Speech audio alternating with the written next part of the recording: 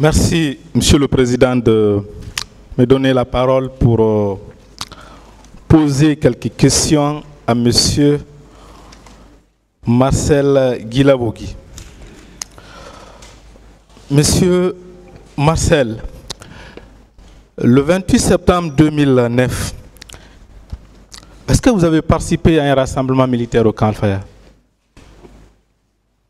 Non. Est-ce que c'était une obligation pour les militaires du camp de participer au rassemblement les matins? Vous dites? Est-ce que c'était une obligation pour les militaires du camp Al-Faya Diallo de participer à un rassemblement tous les matins? Bon, nous, la présidence, le rassemblement c'est vendredi. Hein. Les autres maintenant c'est dans les différentes compagnies. D'accord.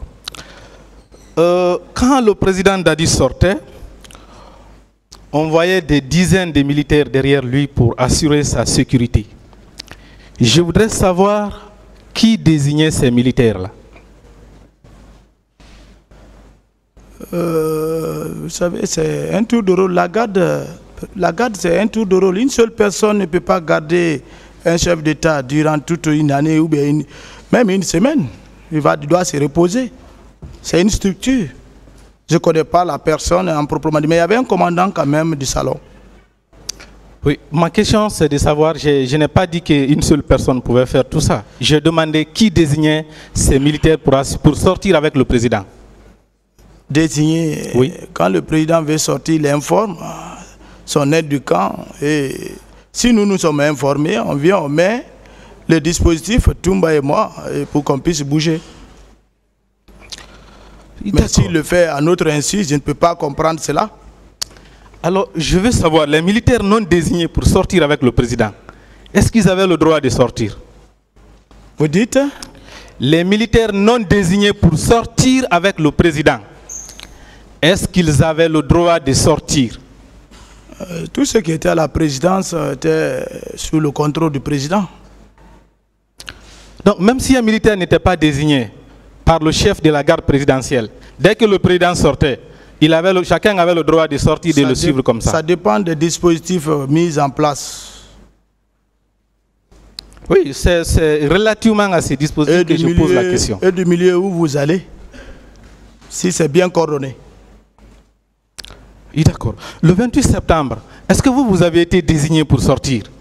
Moi, je suis désigné à chaque moment et à chaque temps. Dès que le président sort, je ne suis pas un homme à être désigné. Je suis un garde rapproché. Pourquoi est-ce que tous les militaires de la garde rapprochée avaient ces mêmes privilèges que vous? Privilèges ou pas, chacun avait son travail. Non, c'est la question que j'ai posée. Est-ce que tous les militaires de la garde rapprochée avaient le même privilège de sortir avec le président à tout moment s'ils le veulent? Oui, c'était de tout, il y avait des gens, il y avait de tout de rôle. Il y a d'autres qui pouvaient rester dans le salon et quand le président sort, on ne vide pas le camp. D'accord. Lors de votre premier passage, vous aviez déclaré que c'est dans votre bureau au camp Al-Faya Diallo que vous avez poursuivi votre convalescence. Je voudrais savoir, est-ce que vous maintenez cette déclaration?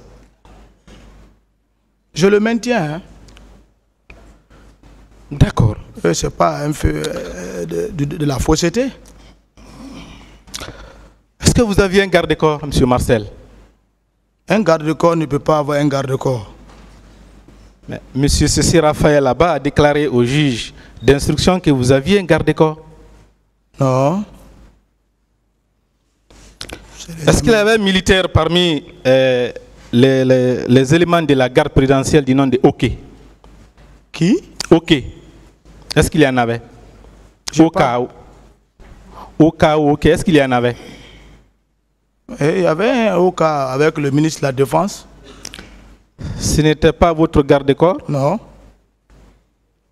D'accord. Tout le monde le connaît. Il était avec le ministre de la Défense. C'était même son aide du camp à la fin. Dans votre bureau, le bureau où vous avez poursuivi votre convalescence, vous traitiez quel genre de dossier là-bas? Bureau? Oui. Je n'ai pas de bureau. Mais vous avez dit que vous avez poursuivi votre convalescence dans votre bureau. C'est vous qui le dites, bureau. Mais vous avez confirmé. Je vous accompagne. Je n'ai pas de bureau, je ne suis pas service d'antidrogue ou bien commissariat. Déjà, vous vous rétractez? Non, pas rétracté. Tout le monde était logé. C'est 200 logements. Ceux qui avaient des soldats même qui étaient 5, 6, 7 personnes dans une chambre. Alors, voilà.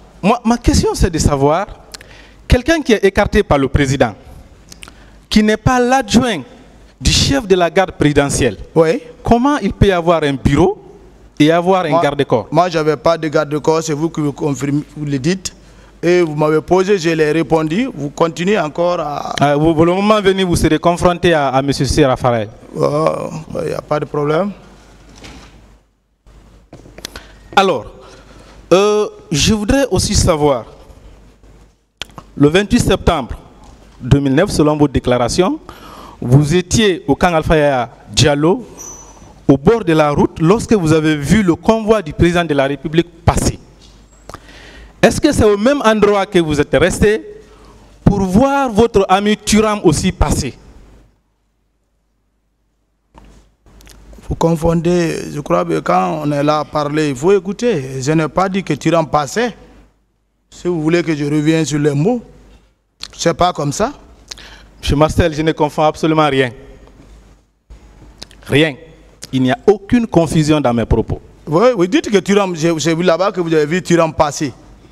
Et moi, je n'ai pas parlé que Thuram passait dans mes déclarations ici. Et si vous le dites, c'est ce que je vous dis. D'accord. Passer ou pas passer, est-ce que c'est au même endroit que vous êtes resté pour voir M. Thuram? J'ai beaucoup expliqué ça, je n'ai plus de réponse pour ça. D'accord. Alors, vous avez dit que c'est à M. Thuram que vous avez demandé où est le commandant Toumba. Il vous a dit que le commandant Toumba est sorti avec le président. Alors, si réellement, il est vrai que vous étiez là-bas pour voir le convoi, ensuite voir M. Thuram, pourquoi vous n'avez pas reconnu le véhicule du commandant Toumba? Ça, c'est votre explication. Moi, je n'ai pas parlé comme ça. C'est ce que vous avez déclaré ici? Non. D'accord, vous avez le droit de nier tout. Non. C'est vous qui dites, hein, le tribunal nous regarde, hein, je n'ai pas dit ça ici. Alors, le véhicule du commandant Toumba, est-ce qu'il était fumé? Je n'ai pas de réponse pour ça. D'accord.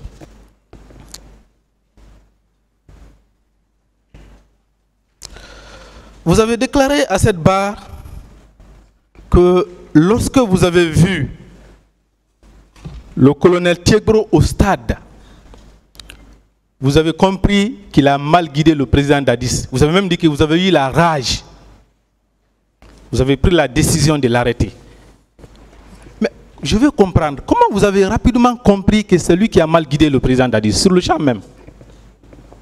Nous sommes sur le terrain, nous sommes à la présidence, nous voyons ses façons de faire.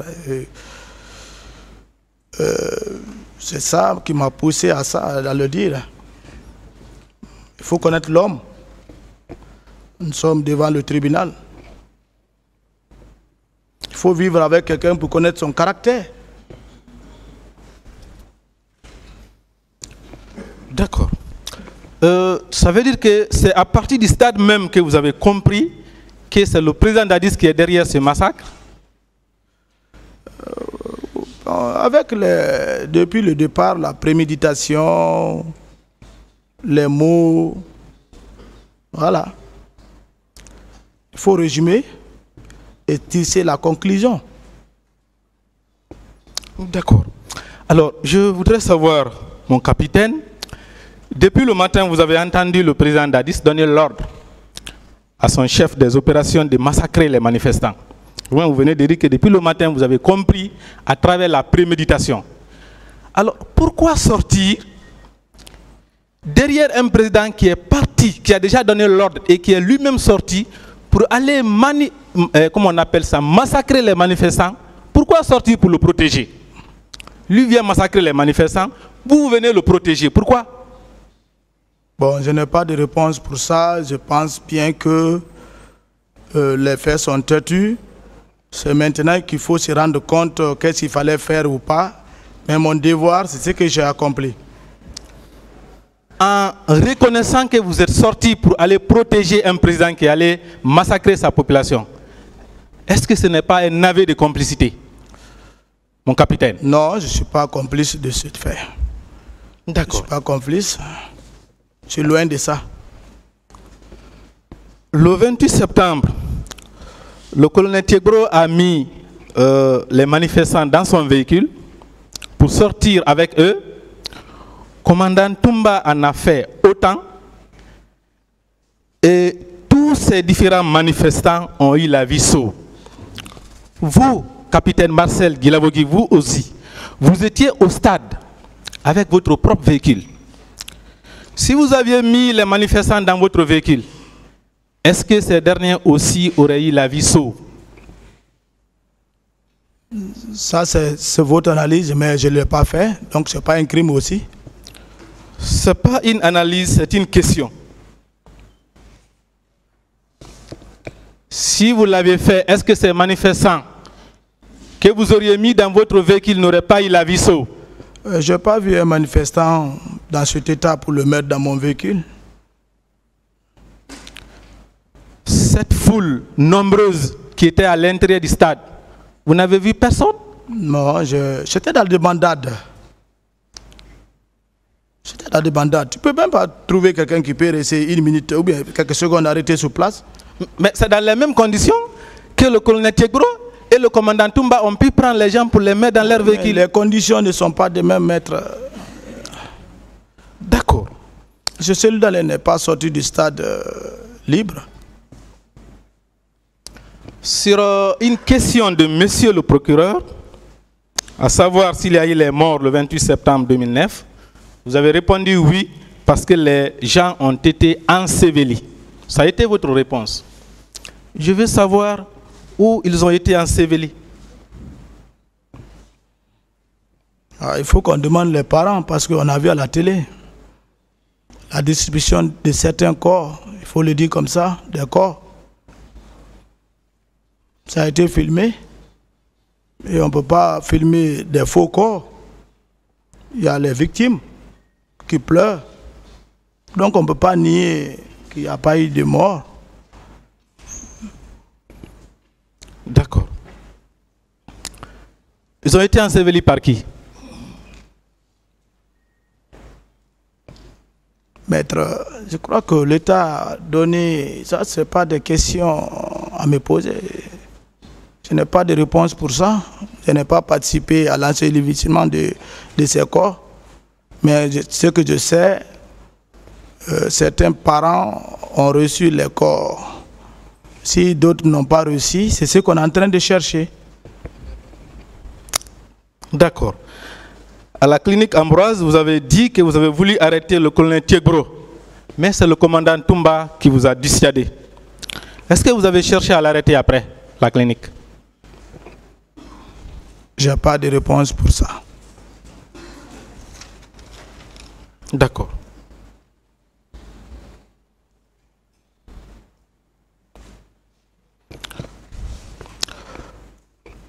Mon capitaine, lorsque vous avez suivi le commandant Toumba jusqu'à l'état-major de la gendarmerie, est-ce que vous avez duré là-bas?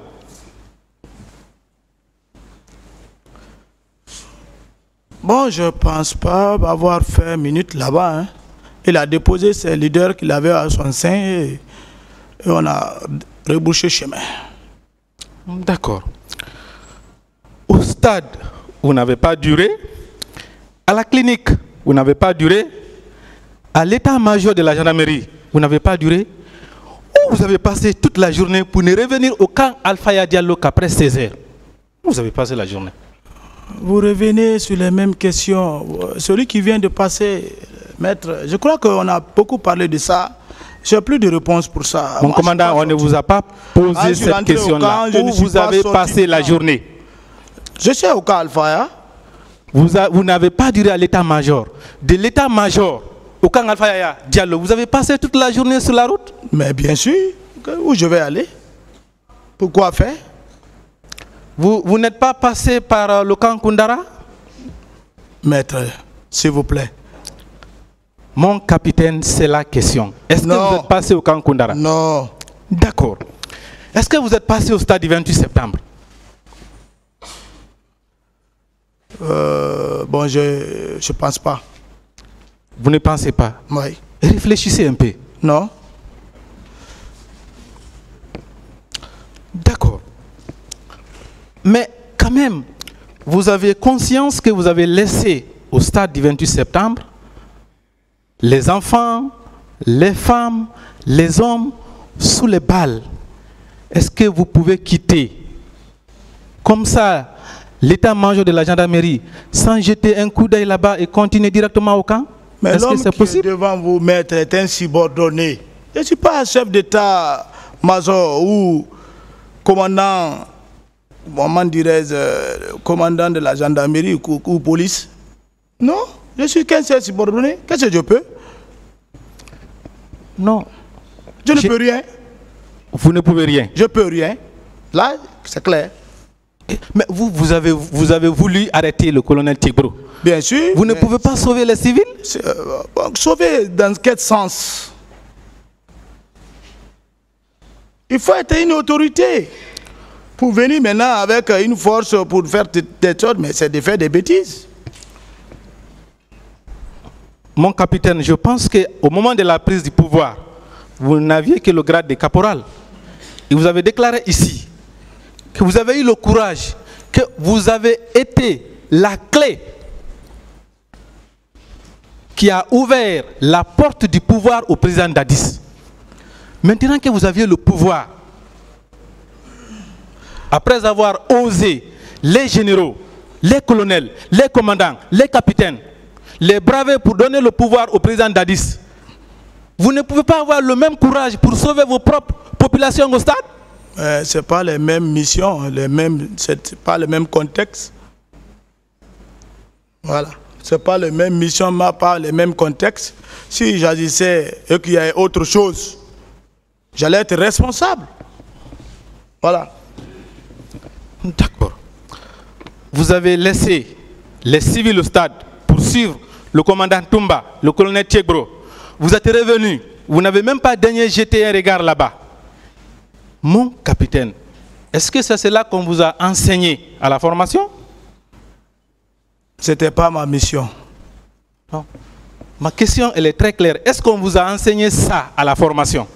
Je dis que ce n'était pas ma mission. Vous ne pouvez pas connaître la formation militaire. Il faut y aller.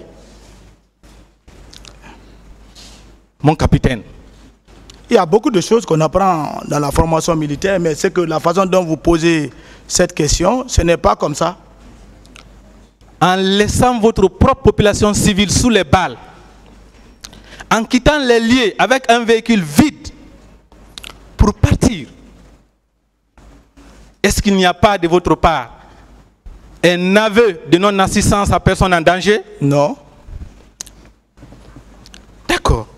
Le tribunal va apprécier. Il faut secourir quelqu'un que tu pourras secourir. Mais si tu ne peux pas, il faut dégager.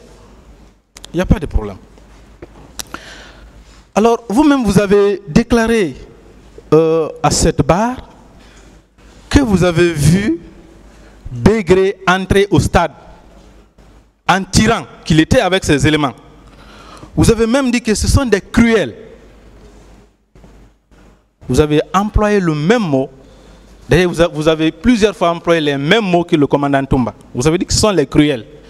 Je veux savoir quels sont ces éléments-là, ces cruels qui étaient avec Bégré. Bon, je vous ai dit, Bégré est rentré au stade, mais je ne l'ai plus vu dans le stade. Le stade est large. Ce n'est pas quelle était leur mission. Si je le voyais, j'allais dire, Bégré, cesse ce que tu es en train de faire. Mais je ne l'ai pas vu à l'enceinte dedans, mais il est rentré quand même. Non, je n'ai pas dit que... je crois bien que tout ce qui a été passé, ce n'est pas les mouvements avec toutes les explications des victimes. Ce n'est pas dans un même lieu qu'il y a eu les dégâts. C'est tout au long à l'enceinte du stade. Mais si vous n'avez pas pu identifier... On ne peut pas rester là et voir ce qui se passe dans l'autre position. Si vous n'aviez pas pu identifier ces éléments, comment vous auriez pu les qualifier de cruels? Bon, Begré, naturellement, il était la folie de grandeur l'animait, c'est ça. C'est ce qui m'a poussé. Il a même giflé un journaliste ici, à la RTG, à la rentrée là-bas de Koundara. D'accord. Vous-même, vous dites que vous avez vu les cruels entrer au stade en tirant. Non, je n'ai pas dit j'ai vu des cruels. Ça, c'est votre mot. Mon capitaine, c'est votre mot utilisé à cette mais barre. je n'ai pas dit que j'ai vu des cruels rentrer. C'est la phrase. Mais vous avez vu Begré et ses éléments, ce sont les cruels. C'est ce que vous avez dit. Alors, vous voyez les éléments qui sont cruels entrer au stade en tirant. Entre poursuivre ces éléments-là et les arrêter. Et pour chasser le colonel Tchegro qui avait les leaders dans son véhicule, qu'est-ce qui était urgent? Si je voyais Begré, j'allais agir contre lui, mais je ne l'ai pas vu dans l'enceinte. C'est ce que j'ai dit dans mes déclarations. D'accord. Vous avez aussi déclaré à cette barre que lorsque vous avez quitté le camp pour venir rechercher le président Dadis, avant d'entrer au stade, dès que vous avez vu un dispositif militaire, vous vous êtes dit que le président est là. Ce dispositif-là, est-ce que c'était le dispositif habituel de la garde présidentielle? Vous savez, le président Dadis, c'est un homme de surprise. Il fait tout ce qu'il a besoin de faire. Il ne demande pas conseil à quelqu'un. Quand tu trouves un dispositif comme ça, et que le président lui-même est sorti, l'instinct te dit qu'il est là. Voilà. Mon capitaine, est-ce que c'était le dispositif habituel de la garde présidentielle? Bon, le dispositif habituel, il faut être en distance. Tu ne peux pas être à 800, à 700 mètres de distinguer. Mais c'était des dispositifs militaires. Ça ne peut pas être sans commander par quelqu'un. Quels sont les éléments que vous avez reconnus dans ces dispositifs? Je n'ai pas remarqué et j'ai dit qu'avant que je n'arrive sur le point, ils ont bougé. C'est ce que j'ai dit ici. Vous cherchez le président, vous voyez un dispositif semblable à celui de sa garde, vous ne cherchez même pas à identifier un seul élément? On peut vous croire, mon capitaine? L'identification a été faite à la rentrée du stade. J'ai vu des gens rentrer, c'est tout. Ceux dont j'ai reconnu, j'ai cité leur nom. Mon capitaine, vous avez aussi déclaré que sur votre chemin de retour, les gens sont venus pour entrer dans votre véhicule. Mais vous avez fini par comprendre que c'était les miliciens, ceux qui ont opéré au stade. Oui, j'ai vu des gens, moi je pensais que c'est les jeunes manifestants qui sont fatigués, l'ont signalé. Je croyais que donc il fallait les mettre secours. C'est ce qui a fait même, il y a eu un peu de distance entre le commandant Toumba et moi. Sinon on était au chevet. J'ai un peu ralenti. Et lorsque j'ai constaté le maillot qu'il portait, j'ai accéléré. Je ne me suis pas arrêté. Pourquoi vous ne les avez pas arrêtés? Non, je ne peux pas prendre ces hommes pareils dans mon véhicule. Non, pas prendre, les arrêter. Non, mais non, ce n'était pas le moment de les arrêter. Pourquoi ce n'était pas le moment? Parce que le président lui-même, il est au courant de cette situation. Ah, mais vous avez déjà pris la décision d'arrêter le colonel Tchegro. Pourquoi ne pas arrêter les miliciens que vous avez vus opérer au stade? Ça, c'est les conditions du terrain. Je ne me suis plus, parce que mon chef était devant moi, et je ne m'attendais pas à ça. Ça, c'est selon votre analyse. Hein? Alors, au stade du 28 septembre, selon divers témoignages, les miliciens et autres infiltrés ont opéré avec les armes blanches dans les bois. Et il résulte de plusieurs déclarations que vous également, vous avez frappé les gens, dont M. Sidia Touré avec un bois. Vous avez utilisé le bois, ou sinon les bois vous-même, M. Marcel Guilabogui, en utilisant les mêmes armes que les miliciens. est-ce que cela n'est pas la preuve que vous-même vous avez dirigé ces miliciens-là? Preuve. Déclaration qui est preuve. Vous dites bois? Est-ce que ce n'est pas la preuve non, vous dites, que c'est vous qui avez dirigé ces miliciens-là au stade? Vous dites un bois? Bois, oui. Moi, je ne suis pas un militaire qui prend du bois. J'ai beaucoup expliqué ça. Je crois que vous voulez revenir, que je dise d'autres choses. Moi, je n'ai plus de réponse pour ça. Le tribunal l'a apprécié. J'ai beaucoup parlé de ça. On ne fait que revenir en arrière. Personne ne vous ramène en arrière. Vous parlez de la normalité. Or, ce qui s'est passé au stade du 28 septembre, ce jour était hors de toute normalité, selon diverses sources. Beaucoup de militaires ont utilisé les armes blanches ces jours-là, M. Marcel, dont vous.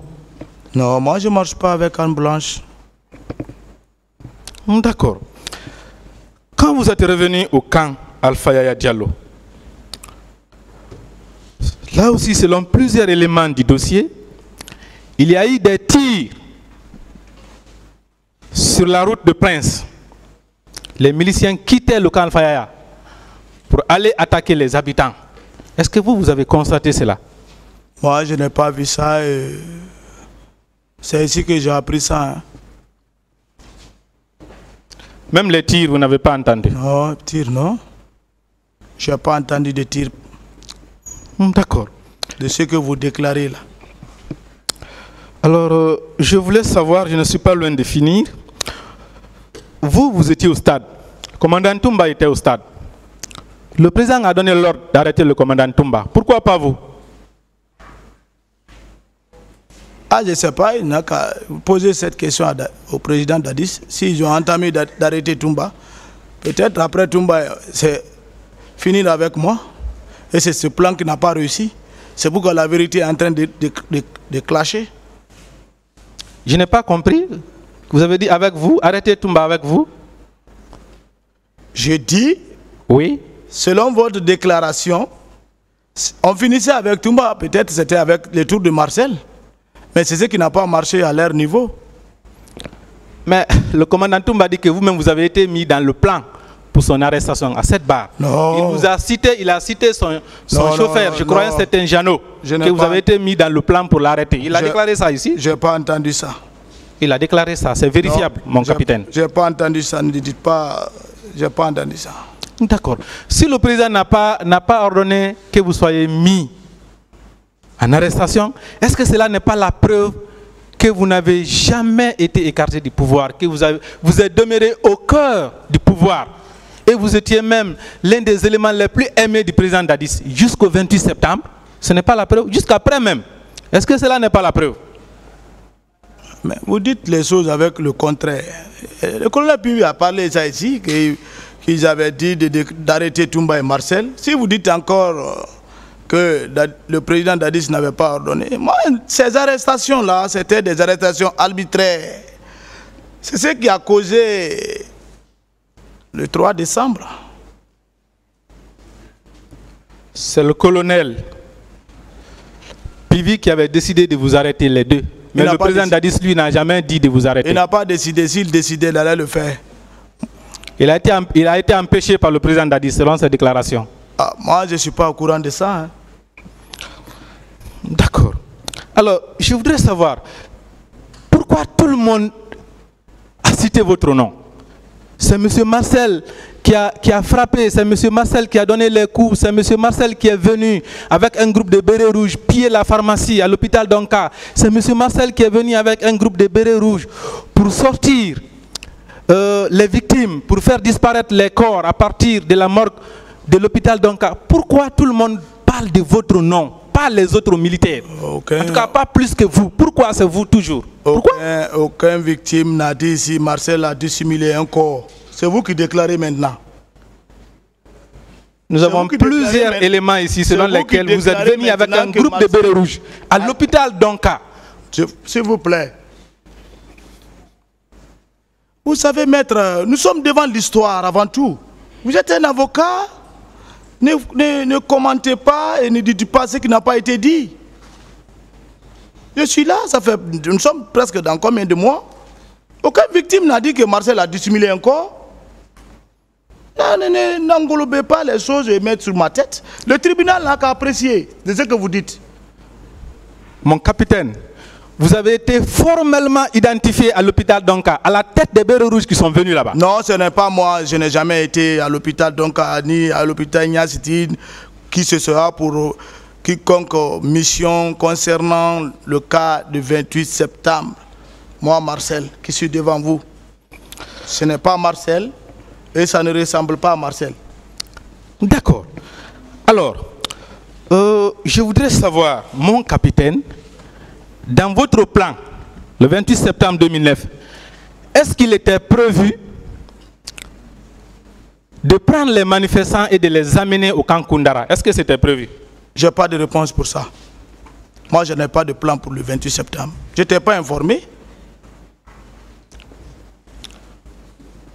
Pourquoi vous avez déclaré au stade du 28 septembre que feu Jean-Marie Doré devrait être amené au camp Koundara? Lisez bien.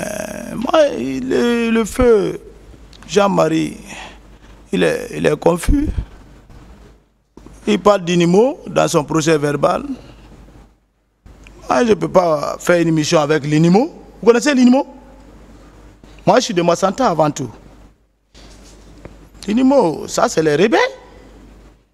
L'Inimo, ce n'est pas les militaires de l'armée guinéenne. Et l'Inimo a pris fin depuis l'avènement de la rébellion. Il ne faut pas venir commenter ton procès verbal avec des mots pour toujours recharger. Non. Non.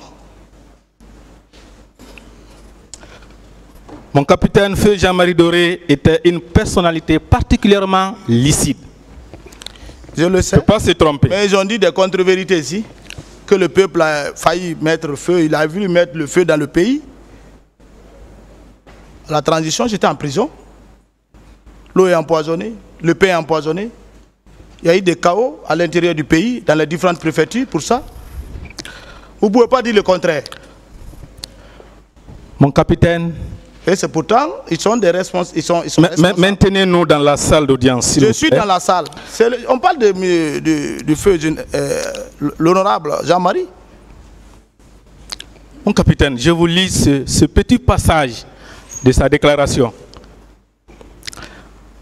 Un des soldats a dit à Marcel Guilabogui, je lui loge 2 balles dans la tête et on continue. Marcel a répliqué de ne pas le faire. Et que je serai conduit au camp Koundara pour y être égorgé. C'est votre déclaration? Non, oui ça ce n'est pas moi. Ça, c'est des fausses déclarations. C'est les contre-vérités.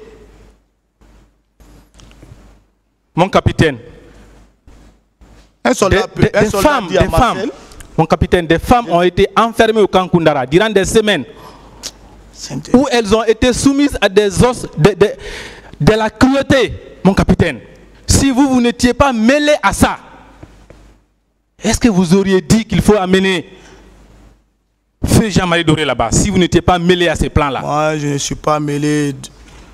Je ne suis pas commandant du Koundara pour emmener un élément à Koundara. Voilà. Koundara, non? Tous ceux qui ont passé ici, demandez-les. Même les victimes qui ont annoncé qu'ils étaient à Koundara. Non. Moi, c'est ici que j'ai appris tout ça. C'est ici. On ne peut pas contrôler tous les camps. Hein. Donc le camp Koundara était incontrôlable. Mais c'était sous le contrôle de son chef qui rendait compte à son président. D'accord. Mon capitaine, est-ce que vous êtes d'accord avec moi que vous êtes un élément clé du massacre survenu au stade du 28 septembre, de la dissimulation des corps, de la séquestration des femmes dans les différents camps? Est-ce que vous êtes d'accord avec moi? Je suis loin de ça et vous n'avez pas de preuves. D'accord. Ce procès, il est encore loin. Il est très bon de danser au moment où la musique se joue et on vous applaudit. Je ne suis pas de ce genre. Il y a un moment pour toute chose. À ça, maître. faut même pas m'intimider avec ça. On ne peut pas vous intimider. Voilà. On ne peut pas. Voilà. On n'est pas là pour vous intimider, mon capitaine. Monsieur le Président, j'en ai terminé pour le moment. Je vous remercie. Je prends le PV 110-88. Il s'agit de M. Yacouba Bari qui déclare ceci. Deux pick-up de la gendarmerie ont embarqué des personnes vivantes pour une destination inconnue. Aux environs des 0h30, deux autres pick-up ont embarqué de la prison de Pivi des personnes vivantes pour une destination inconnue. J'ai également remarqué une dizaine de camions-bennes destinés au ramassage des ordures remplis de cadavres pour les envoyer vers Yimbaya ou autre destination. À une des questions, il a précisé ceci.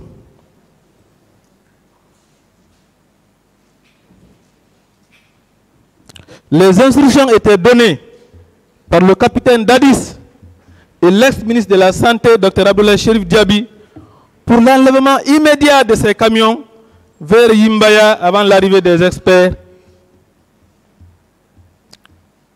Voilà. Monsieur le Président, qu'est-ce que vous en dites? Est-ce que vous n'êtes pas allé à la prison de Thiegro? Il était 0 heure. C'était dans la nuit du 28. Il y avait les camions qui étaient garés là-bas, plein de corps. Vous êtes venu avec votre ministre de la Santé. Vous étiez avec lui. Puisque ces corps ne pouvaient pas sortir des hôpitaux, des morgues sans lui, c'est pourquoi il était très actif ces jours. Monsieur le Président, qu'est-ce que vous en dites? C'est pas vrai. C'est pas vrai. C'est pas vrai, maître.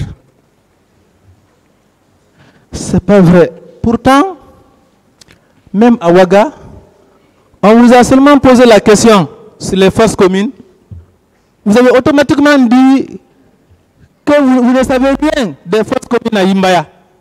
On vous a simplement, nul ne vous a parlé de Yimbaya. Vous-même, votre réflexe vous a directement envoyé là-bas. Non, mais c'était, il y avait en ce moment, il y avait la presse qui parlait. Ce sont ces informations. Mais qui n'est pas... C'est très peu de gens qui ne savent pas qu'il y avait des informations comme quoi il y avait des fosses communes, il y avait ceci, cela. Très peu. Mais sinon, c'était l'information à la une.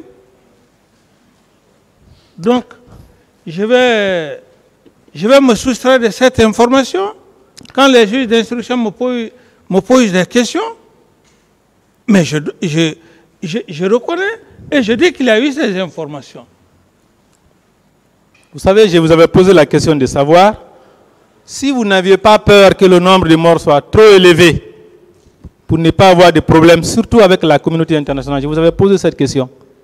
Est-ce que, Monsieur le Président, ce n'est pas parce que vous aviez peur du nombre élevé de morts que vous avez décidé de faire disparaître les corps? Je n'ai pas procédé à la disparition d'un corps ou des corps de quelque nature que ce soit. Ou encore mieux, donner des informations ou avoir vu un seul corps de mes yeux.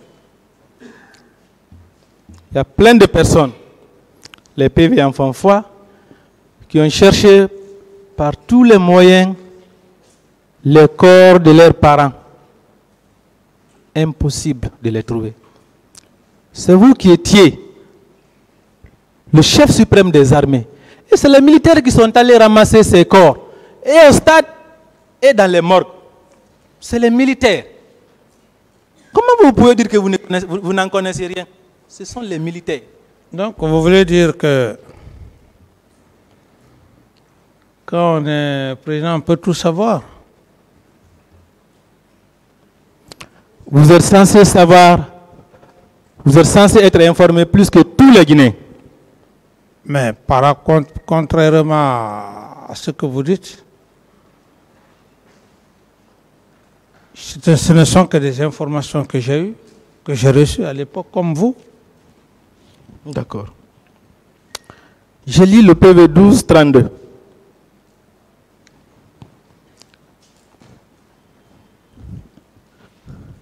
Lorsque j'ai constaté que les militaires tiraient vers la direction des leaders, j'ai tenté de me sauver, mais en vain, car j'ai été intercepté par un béret rouge qui a tenté de me poignarder. Lorsque j'ai soulevé mes bras, il a récupéré les deux portables que j'en possédais. Par la suite, ce sont des gendarmes qui arrivent, qui me font embarquer mani militari dans leur véhicule en me dépouillant de la somme d'argent que je possédais. Après avoir fini de faire la ronde de la ville, nous avons été déposés à la présidence au camp Alpha Yaya. Les militaires ont dit au président Dadis que nous sommes des ennemis du pouvoir. Monsieur le Président, voilà ce qui s'est passé. Lui, il a été arrêté. Ils l'ont amené jusque chez lui, chez vous du moins, pour vous le présenter comme étant l'ennemi de votre pouvoir. Qu'est-ce que vous en dites, Monsieur le Président? Maître, je me dis que ce sont des montages. Si ce ne sont pas des montages, tout ce que vous êtes en train de dire, on ne peut pas inventer des choses sans preuve. D'accord. Je ne suis pas contre ces déclarations. Nous ne sommes pas... Ces personnes seront confrontées à vous. Elles seront là, Monsieur le Président. Mais est-ce que ces personnes soient quoi? Est-ce qu'il y a... Il ne s'agit pas de faire venir un menteur. Mais vous pensez que la preuve... Les victimes là sont des menteurs? Preuve matérielle. Qui a vu qui faire quoi? Mais vous pensez qu'il s'agit de faire venir des menteurs devant... Mais ce sont des preuves matérielles, tangibles.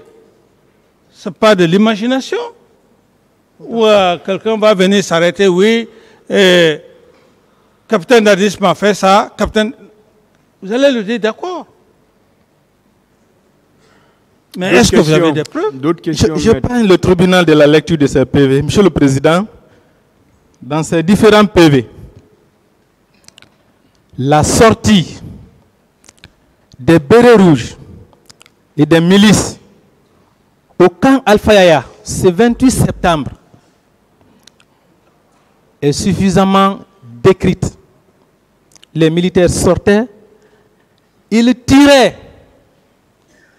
presque toute la journée sur cette route de Prince. Les boutiques ont été cassées. Et c'est le colonel Claude Pivy qui était à la tête de ces opérations. Ça, c'est tout près de la présidence, Monsieur le Président. Est-ce que vous avez entendu ces tirs? C'est constant, hein? Beaucoup de témoins. Est-ce que vous avez entendu ces tirs sur la route de Prince? Entre Koza, Koloma, là où se trouve votre palais, là où était votre palais. Tout proche, à quelques mètres seulement? Non, maître. Ah ouais. Ces tirs toute la journée. Vous n'avez pas entendu, alors que vous étiez déjà alerté, vous étiez informé de la survenance des événements au stade, donc vous étiez en éveil. Oui, bien, maître, vous-même, vous avez dit que vous êtes dans une stratégie. Vous êtes dans votre stratégie. Je ne vais pas rentrer dans votre stratégie. Je réponds oui ou non. On est d'accord? Je ne rentre pas dans votre stratégie. Vous l'avez vous-même dit que vous avez votre stratégie. Donc, par rapport à cette question, je dis non. Je n'ai rien vu. Les militaires sont allés opérer. Ils sont revenus tranquillement rentrer au camp Alpha Yaya. Ils sont venus tranquillement. D'autres sont allés au camp Kundara.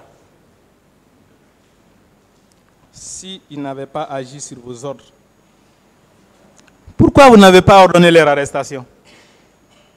Mais je ne sais pas ce que vous dites. S'ils sont sortis sans mes instructions, maître. Oui, mais vous, vous étiez au camp Al-Faya. Il y a votre garde là-bas. C'est quand là abritait la présidence. Les gens ne pouvaient pas rentrer, les militaires ne pouvaient pas venir. Mais on ne fera pas de cela une discussion. Sans que vous ne le sachiez. Je ne réponds pas à cette question, maître. D'accord. Alors, et ces miliciens qui ont quitté le camp... Et je ne sais pas... Mais attendez au moins que je termine la question. Oui, mais c'est à moi que vous posez la question. Non, oui, dans attendez, le cadre de la laissez-le Sotragui. Oui. Monsieur le Président, la Sotragui, une société d'État, c'est pas ça? La Sotragui. Dans le cadre de la Sotragui, oui, les miliciens ont été transportés au stade. Et après avoir fini leur opération, ils sont retournés dans les mêmes cas. Ça, c'est possible sans la main du pouvoir? Mais les véhicules qui appartiennent à l'État, c'est possible? Mais qui a fait? Qui a ordonné? C'est de cela qu'il s'agit, maître. Le plus haut niveau.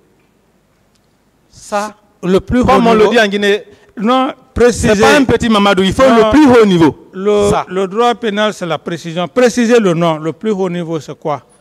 Le chef suprême des armées. C'est qui? Le président Moussa Dadis Camara. Non, si c'est le président Moussa Dadis Camara, il n'en sait rien de ce que vous venez de dire. D'accord. Alors, Monsieur le Président, un groupe de jeunes avait été arrêté par le colonel Tiegro à Dixine. Ces jeunes, après les événements du 28 septembre, observaient un mouvement de grève de la faim pour contester ou protester contre les horreurs survenues au stade du 28 septembre. Ils ont été arrêtés par le colonel Tiegro qui les a envoyés au camp Al-Faya. Il les a mis dans un conteneur devant son bureau. Ces jeunes ont été interrogés dans la plus grande brutalité. Monsieur le Président, lors de l'interrogatoire d'un,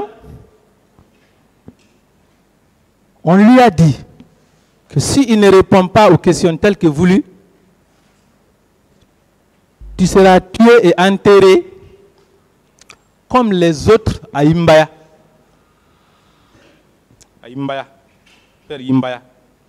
Là où on vient, dans un PV, on vient de vous reprocher d'avoir ordonné qu'on envoie les corps à Imbaya pour les enterrer. La question, Monsieur le Président, c'est que, d'abord, est-ce que vous étiez informé de l'emprisonnement de ces jeunes? Non. Vous n'étiez pas informé? Pas du tout. D'accord. Mais il se trouve qu'ils ont été libérés grâce au secrétaire général des affaires religieuses d'alors, M.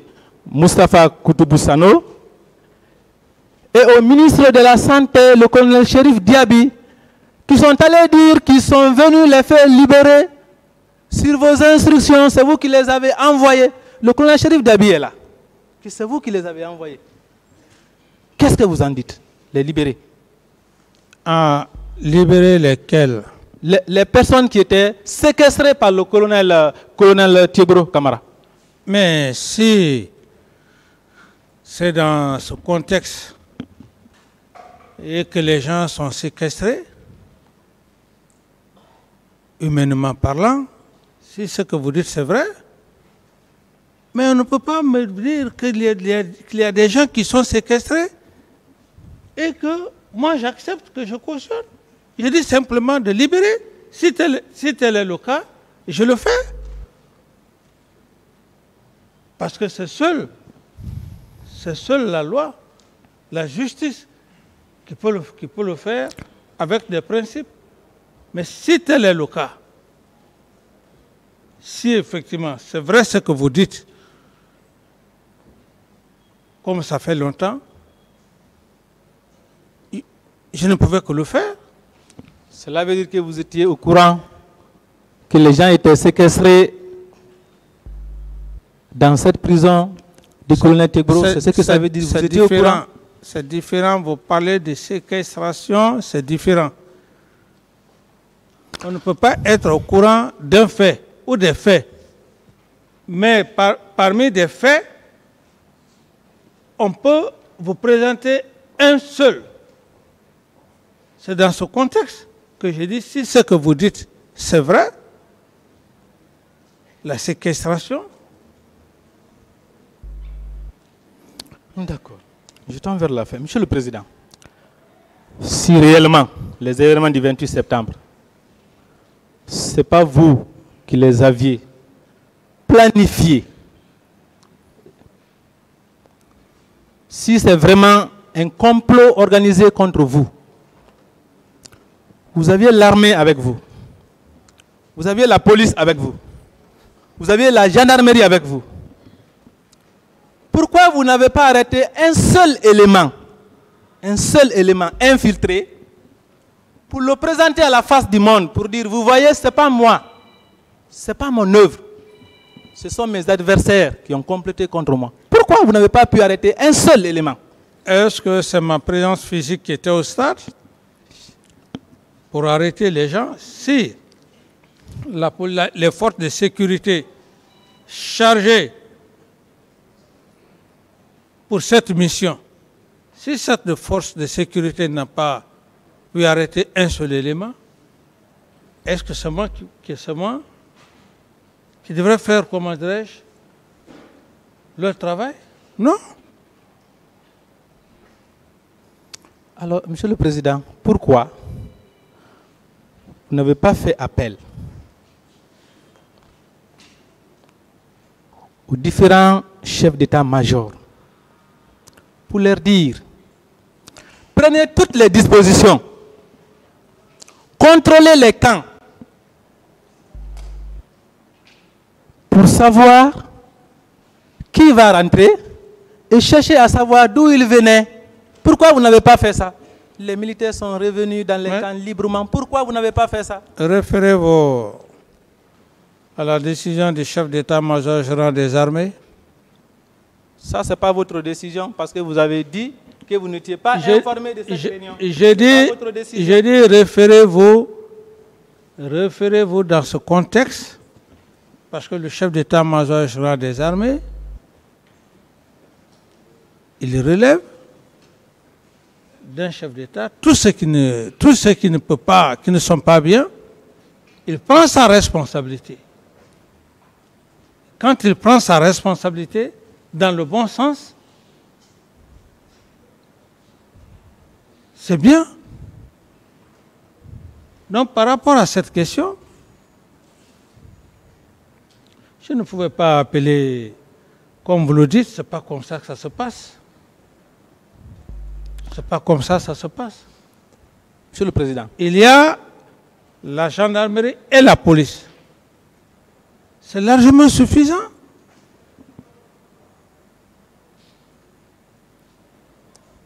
Monsieur le Président.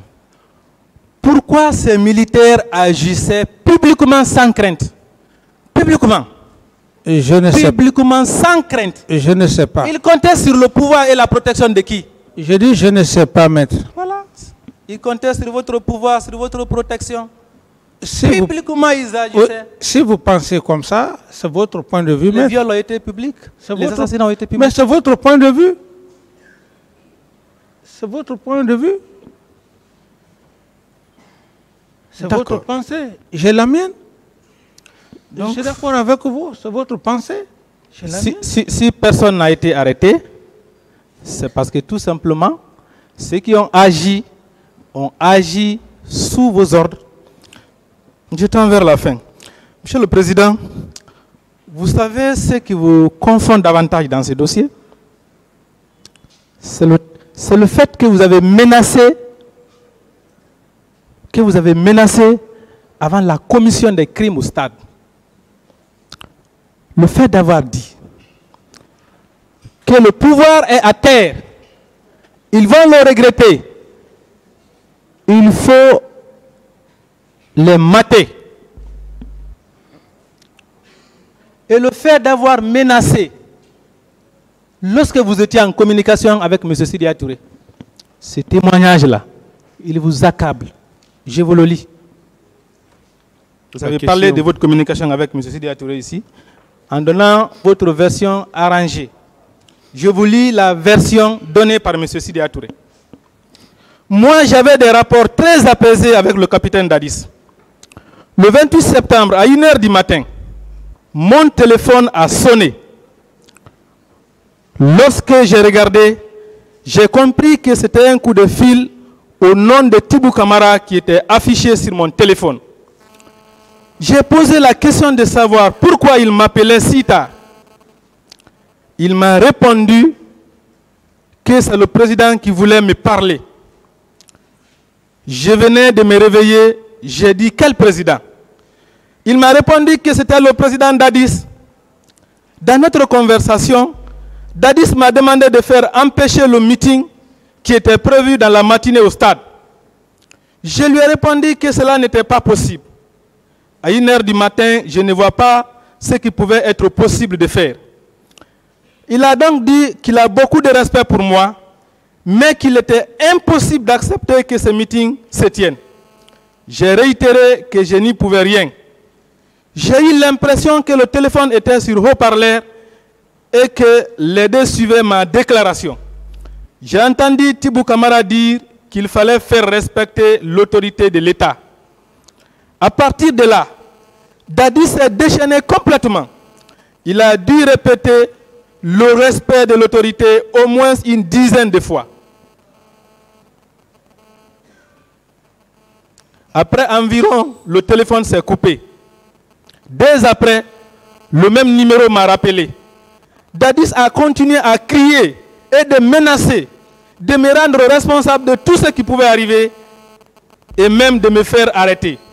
5 minutes après, le téléphone s'est coupé une seconde fois.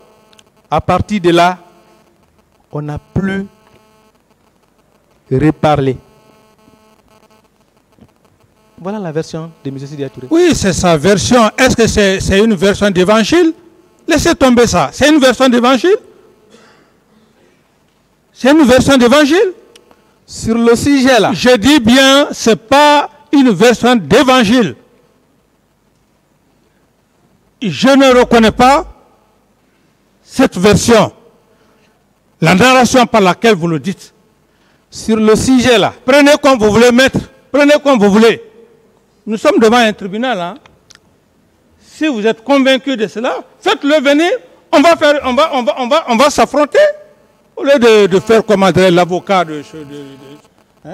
l'avocat défenseur. Je ne parle pas. Je dis, si vous n'êtes pas convaincu, parce que vous êtes un avocat, faites-le venir. Nous allons faire confrontation devant le président du tribunal, devant le peuple. Calmez-vous. Sur le sujet là, même la déclaration de colonel Tekbro vous met en cause. Parce que lui-même il dit que rien ne